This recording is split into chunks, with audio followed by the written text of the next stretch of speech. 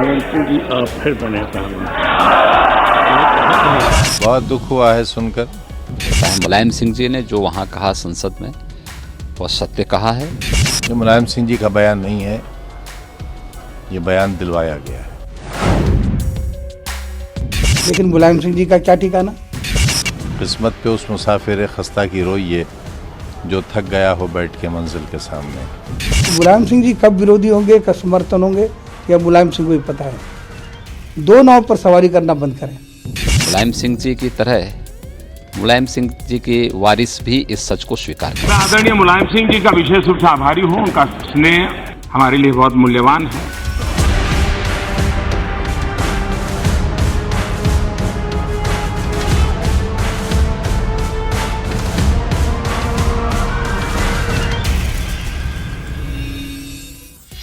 नमस्कार, मैं हूं आपके साथ कविता राणा। 13 फरवरी को 16वीं लोकसभा का आखिरी दिन था। जो लोकसभा पक्ष विपक्ष के हल्लों से गूंजता रहता था, 16वीं लोकसभा के आखिरी दिन शांत था। जहां एक दूसरे पर आरोप प्रत्यारोप लगाए जाते थे, वहां सत्ता और विपक्ष शिष्टाचार दिखाते हुए एक दूसरे की तारीफ कर रहे थे। इस दौरान अपने संबोधन में समाजवादी पार्टी के संरक्षक मुलायम सिंह यादव मोदी को लेकर कुछ ज्यादा ही मुलायम हो गए और सोनिया गांधी के बगल खड़े होकर कुछ ऐसा बोल गए कि सोनिया गांधी समेत पूरा विपक्ष सन्न रह गया।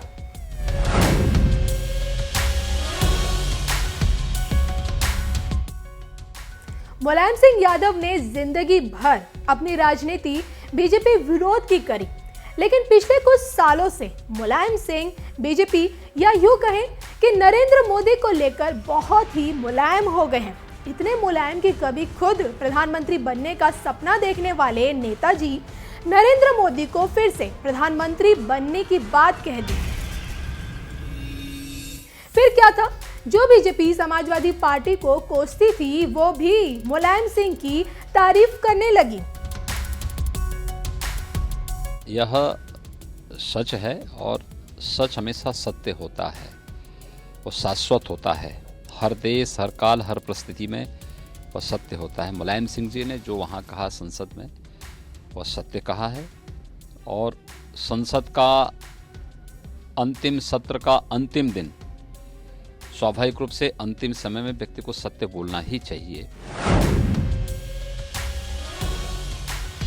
तो 16वीं लोकसभा के आखिरी सत्र के आखिरी दिन मुलायम सिंह खड़े तो शिष्टाचार के तहत बोलने के लिए हुए थे, लेकिन बोलते बोलते उन्होंने इतना शिष्टाचार दिखा दिया कि बगल में बैठी सोनिया गांधी समेत पूरा विपक्ष भौचक्का रह गया।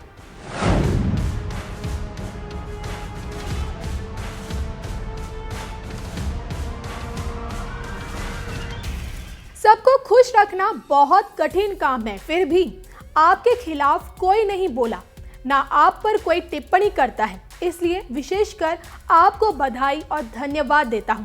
मैं चाहता हूं और मेरी कामना है कि जितने सांसद हैं सब फिर जीत कर आएं। और सबको खुश रखना बड़ा कठिन काम है, लेकिन फिर भी आपके खिलाफ कोई नहीं बोलता है, न आप पर कोई टिप्पणी करता है। इसे विशेष बधाई और धन्यवाद आपको देता है। तो मैं चाहता हूँ, मेरी कामना है कि जितने माननीय सदस्य हैं दोबारा फिर जीत जाए।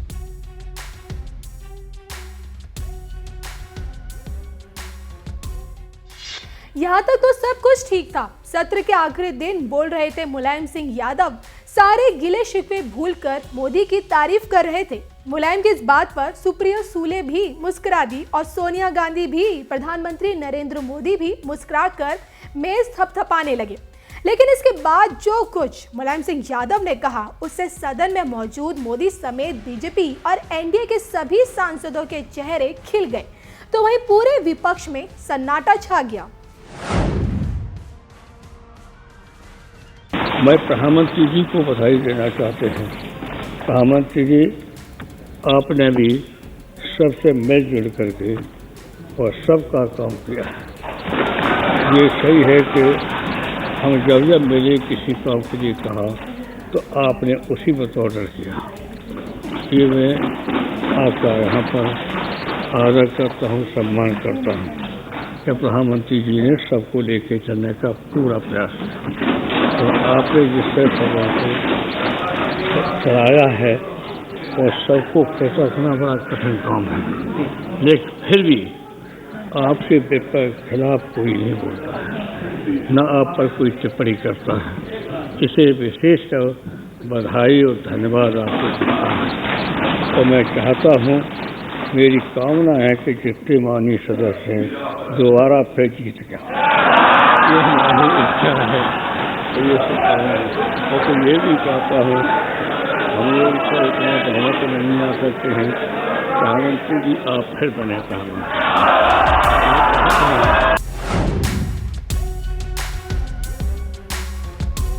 सबको खुश रखना बहुत कठिन काम है, फिर भी आपके खिलाफ कोई नहीं बोला, ना आप पर कोई टिप्पणी करता है, इसलिए विशेषकर आपको बधाई और धन्यवाद देता हूं। मैं चाहता हूं और मेरी कामना है कि जितने सांसद हैं सब फिर जीत कर आए। हम लोग तो इतने बहुमत में नहीं आ सकते, प्रधानमंत्री जी आप फिर बने प्रधानमंत्री। तो मुलायम सिंह से मिले आशीर्वाद से प्रधानमंत्री नरेंद्र मोदी गदगद हो गए। उन्होंने हाथ जोड़कर मुलायम का आभार व्यक्त किया। इसके बाद अपने संबोधन में प्रधानमंत्री नरेंद्र मोदी ने मुलायम सिंह की जमकर तारीफ करते हुए कहा कि उनके आशीर्वाद के अगली बार वो फिर प्रधानमंत्री बनेंगे। इन हंसी खुशियों के बीच हमारा एक कार्यकाल बीता है। मुझ जैसे एक नए सांसद ने आप सबसे बहुत कुछ सीखा है। आप सबकी मदद से नया होने के बावजूद भी मुझे कभी कमी महसूस होने नहीं दी। आप सब साथियों ने सभी तरफ से सबने और आपके नेतृत्व में, आपके मार्गदर्शन में एक प्रथम पारी की मेरी शुरुआत में जो मदद की है, इसके लिए मैं आपका बहुत बहुत आभारी हूं। मैं आदरणीय मुलायम सिंह जी का विशेष रूप से आभारी हूं। उनका स्नेह हमारे लिए बहुत मूल्यवान है, सबके लिए मूल्यवान है। सभी वरिष्ठ जनों का स्नेह मूल्यवान होता है। मैं फिर एक बार आपको हृदय से बहुत बहुत बधाई देता हूं। मुलायम की इस कामना के बाद राजनीति काफी गर्म हो गई है। मुलायम को धन्यवाद देने वाले पोस्टर लग गए हैं। मुलायम के सबसे करीबी माने जाने वाले आजम खान को नेताजी की इस बात से बहुत दुख हुआ और उन्होंने अपना दुख इस तरह से बयां किया। बहुत दुख हुआ है सुनकर। सारी ज़िंदगी मुलायम सिंह जी के साथ फाशिज्म के ख़िलाफ़ लड़ते हुए ही यहाँ तक पहुँचे हैं। बस हम सिर्फ इतना कहेंगे, किस्मत पे उस मुसाफिर खस्ता की रोइए जो थक गया हो बैठ के मंजिल के सामने।